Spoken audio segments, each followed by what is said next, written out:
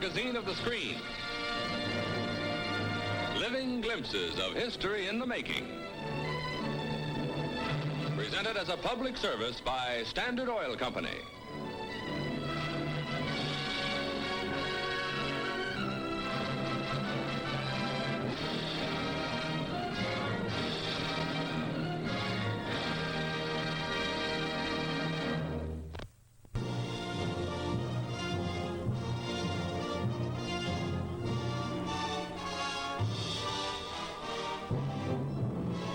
Ships pass peacefully through the Suez Canal as negotiations continue on operation of the waterway, seized and now controlled by Egypt.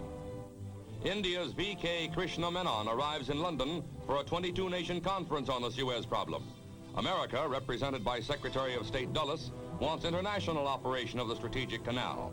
Russia's new foreign minister, Shapilov, and Ambassador Malik back Egyptian control.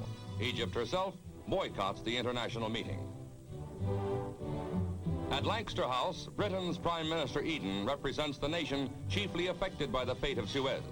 Through it, most of England's fuel is carried from the oil-rich Middle East. At the showdown session, 18 countries defying Russian objections support the American plan for international operation, and talks move to Cairo on a solution to the Suez problem. Riding a new crest of popularity over the Suez crisis is President Gamal Abdel Nasser, Egypt's clever, ambitious strongman. Frenzied, cheering crowds greet Nasser wherever he goes in Egypt. By playing to Egyptian patriotism, Nasser has shifted his people's attention from their hunger and poverty, problems which Nasser has failed to solve. In Suez, he has created a crisis and an emotional weapon to stir the passions of 23 million Egyptians. Long live Nasser, shouts Egypt. And as Gamal Abdel Nasser shrewdly fans the flames of nationalism, the shadow of a dictator grows longer across the restless Middle East.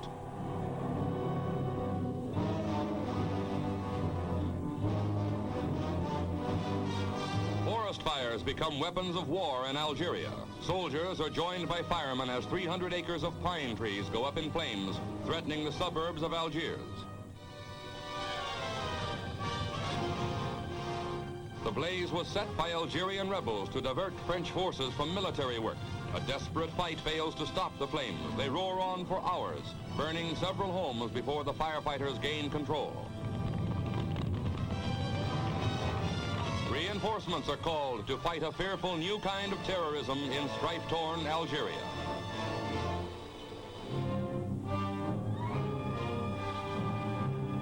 The biblical city of Hazor emerges from the dust of antiquity as archaeologists uncover silent remains of its glory.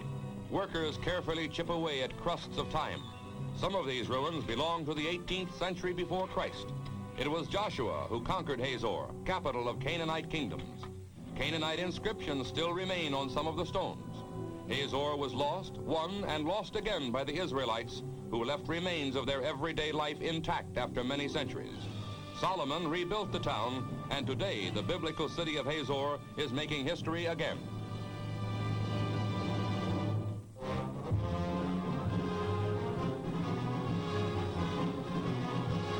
In Seoul, Syngman Rhee is inaugurated for the third time as president of South Korea. Children come forward with flowers for the 81-year-old statesman who, in his inaugural address, declares that unification remains divided Korea's foremost goal. A parade of the country's armed forces highlights the celebration. While military vigilance continues, South Korea also plans for increased productivity by farm and factory in the 5 years ahead.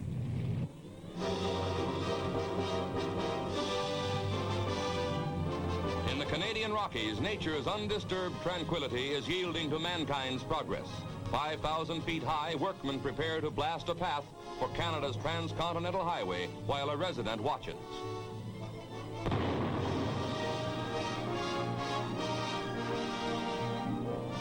Kicking Horse Pass between Alberta and British Columbia is the toughest section of the 5,000-mile project. An old miner's trail is becoming 80 miles of modern highway, costing up to $300,000 a mile. This is the last major barrier to the Trans-Canada Highway, now 40% finished, a toll-free road sweeping across a continent.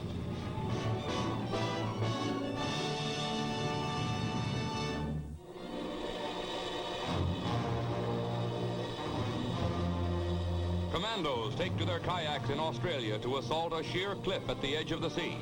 The boiling surf holds no terrors for these tough and trained shock troops. They skillfully make their landings, pulling their kayaks ashore on the treacherous ledge at the base of the cliff.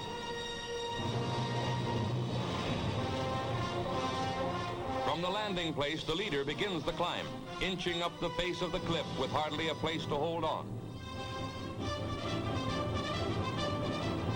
It's 200 feet to the top, where he throws a rope to the others. Quickly, the rest of the assault group scrambles up the cliff. It's a crushing drop to certain death on the rocks below if anything goes wrong.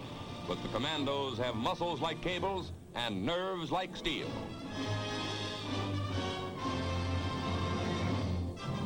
Over the top, and the mock attack begins by Australia's courageous commandos.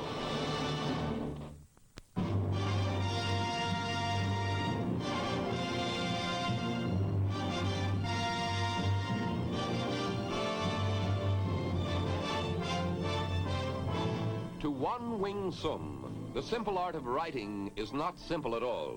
It's a form of Chinese culture, and his unique work has won the praise of scholars and statesmen in many lands. Wan is a calligraphist, carrying on a form of elegant writing that in Chinese history is closely associated with painting. On his wall are perfectly executed examples of his work. A magnifying glass is needed to examine Wan's miniature writings, so tiny that a paperclip encircles 19 characters. Wan is the master of every kind of historical Chinese script. Here, mixing his ink from black paste and plain water, he will exhibit the skill and grace which make his writing a work of beauty. After thinning the paste, the 33-year-old artist picks up his heavy brush. Wan will combine 4 ancient and modern Chinese characters to make a simple sentence.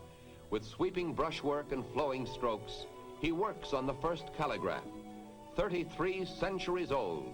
It means tree.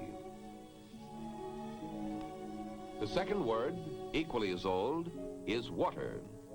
The third, more recent in origin, is bright. The word moon completes the sentence.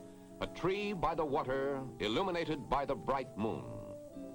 Next, Wan will display an incredible proficiency at miniature writing, removing his glasses, surprisingly enough, before starting the delicate work. Using a pen many times bigger than the letters it will form, he bends close to the paper. Between a match head and a paper clip, he is writing USA, 1956. The pen seems motionless, but the letters take shape on paper as now the A appears. The lynx-eyed calligraphist, as Wan has been called, works with astonishing muscular control until the infinitesimal inscription, all but invisible to the naked eye, is done. The relation between painting and calligraphy is illustrated in one of Wan's watercolors. The insect's tentacles are actually a short poem in little English letters. French, Spanish, Siamese, Malayan, Wan speaks and writes them too. And here he has inscribed a verse on the whiskers of a grasshopper. A master of minute precision, dedicated to the preservation of Chinese culture, Wan Wing Sum is a true artist of an ancient and unique art.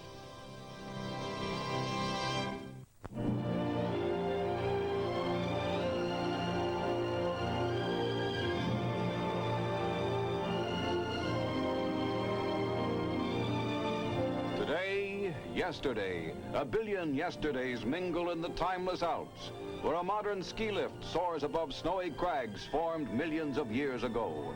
These are the world's most famous mountains, sweeping 660 miles from Italy to Austria.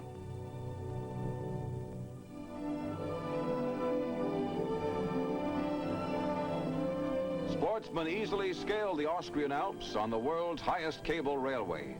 It serves tourists, the Alps' main industry. But dwarfing man's cable cars is the majestic scenery and the glacier that carved the valley and sculptured the peak. Scientists are frequent visitors to these rocky realms, the most carefully studied of all mountain chains. Among the peaks are found huge caverns, Probing their vast interior, scientists uncover new chapters in the fascinating story of the Alps. Like the mountains, the icy caverns are the mute remains of titanic upheavals that rocked the earth and churned the seas long before the age of man. Thrown into place like pebbles in these furious cataclysms were the mighty Alps. Eons later came the ice. It still remains, decorating the caverns with its shimmering beauty, sculptured by nature's artistry. Ice, stone, and silence shroud the lofty Alps, majestic, unchanging, yesterday, today, tomorrow.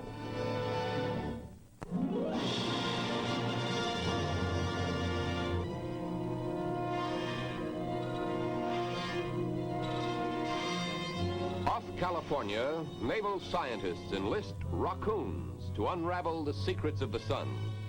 The raccoon is a helium-filled plastic balloon some 70 feet in height, supporting a 12-foot rocket loaded with a television transmitter. The raccoon is released and allowed to float free over the ocean. Its primary purpose is to study the effects of solar storms or prominences on radio communications. Radar tracks the raccoon until a solar storm is sighted. Then the rocket is fired from the balloon. Within 2 minutes, it is 70 miles high, flashing back television pictures of the upheavals on the sun. Amazing pictures such as these, showing the violent motion of the tremendous solar explosions. An unerring electronic brain and a far-seeing electronic eye bring the awesome solar eruptions before our eyes. For science, new progress in probing the mystery of the sun and its influence on the world around us.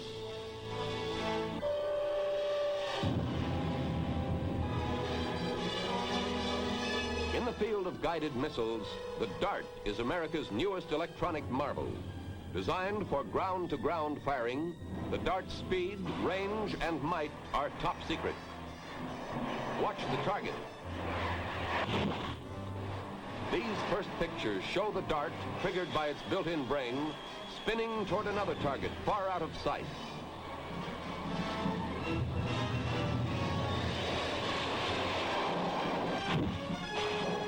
The DART, in its tests at the White Sands Proving Grounds, scores with an uncanny accuracy.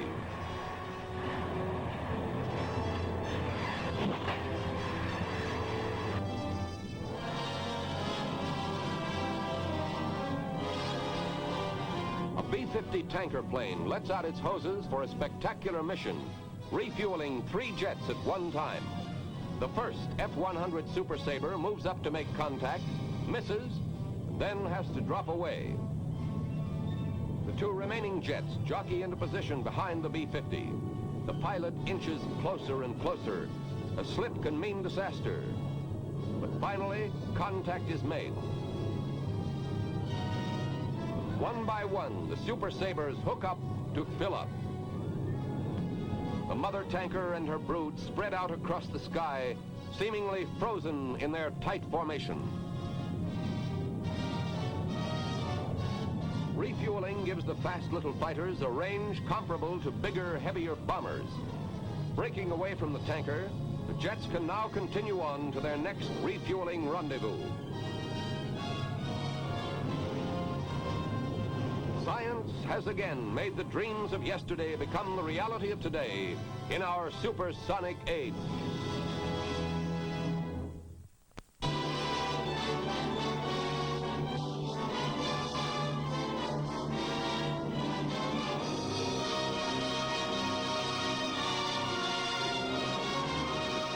The sights and sounds of present-day San Francisco are left behind as these boys and girls enter the past and a miniature world of make-believe. A little land of little people brought to life at America's one and only Liliput Theater, the smallest theater in the world. The lobby is a museum of model stages and cutout figures dating back 150 years. Introduced in England around 1800, Liliput theaters were named after the kingdom of tiny people described in Gulliver's Travels. Once popular the world over, they are today an almost vanished art. But for children, there is an ageless enchantment in the Liliput Theater. And when the house lights grow dim, this enchantment settles over us too, as the curtain goes up on an old classic, Dick Whittington and his cat. The diminutive players glide gracefully on stage as the story opens in Cheapside, a district in the heart of London. Backstage, writer-producer Hugh Evans readies the entrance of another of his Lilliput actors, pushing it across the stage with a stick or wand. All movements are synchronized with the recorded musical background. It's a happy scene then when Dick Whittington and his cat Thomas appear. Though he is but a flat figure made of cardboard, he will soon win the hearts of his audience. Suddenly, a menacing figure, Alderman Fitzwarren, arrives. Fitzwarren hurls an accusation of stealing against the startled Dick, triumphantly waving before him a bag of gold coins. Disheartened and discouraged, Dick decides to leave London. This is the signal for the chorus to swing into the farewell ballet that marks the end of Scene 1.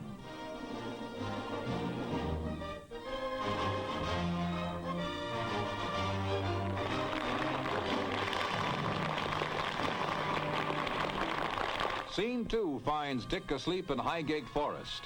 Then the grand transformation, an elaborate Lilliput technique, transports him as if by magic into a gondola. Drawn by pure white swans, the gondola crosses an imaginary waterway on its journey to fairyland. The transformation continues as the butterfly bower, an intricately woven backdrop or scrim, is raised to make way for the flying ballet. So ingenious is the change, so wonderful is the illusion, that before we know it, we have passed under the lovebirds and entered fairyland.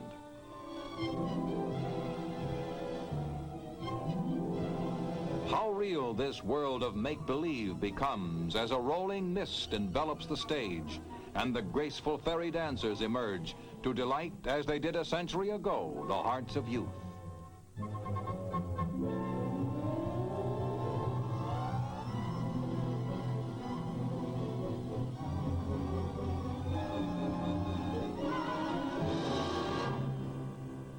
Act 1 ends as Dick Whittington, in magic robes, hears from the good fairy queen that he will one day be thrice Lord Mayor of London. With aid from the wings, the prophecy, of course, comes true. And in the grand finale, Dick Whittington is proclaimed the Lord Mayor of London. Frank Bray, who works with producer Evans, moves the last of the little figures down the steps of London's great Guildhall. With a final theatrical flourish and a happy ending, the curtain comes down on Dick Whittington and his cat.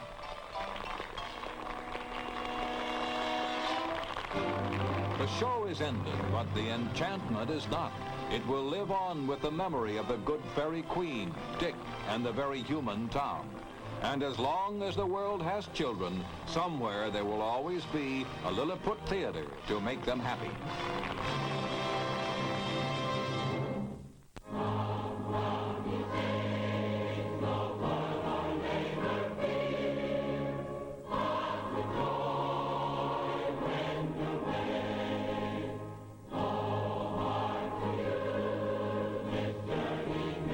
Came to pass near the valley of the Great Salt Lake one summer day in 1847.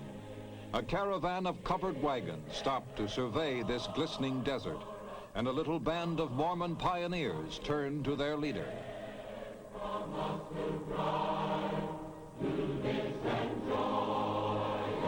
Brigham Young, racked with fever yet strong in spirit, spoke out, "This is the place."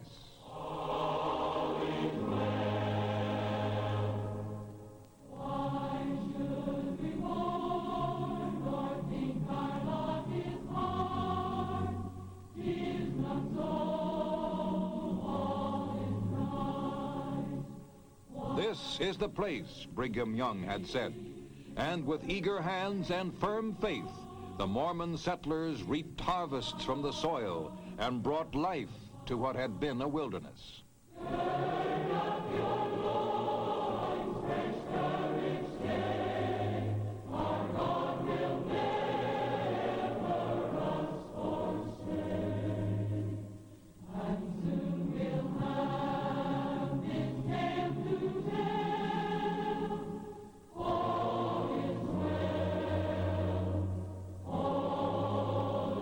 built a city, Salt Lake City, and it grew and prospered.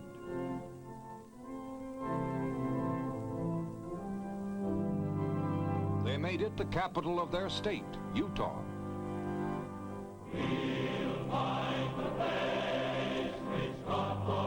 They erected schools and universities.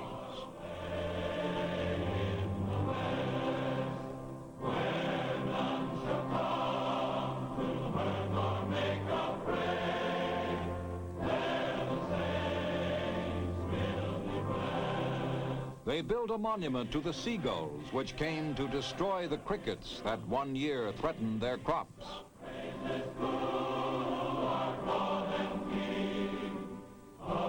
Their multi-spired temples rose as a symbol of reverence and rejoicing.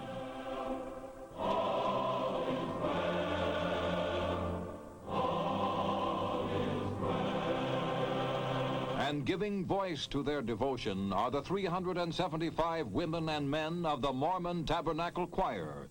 Their anthem, "Come, Come, Ye Saints."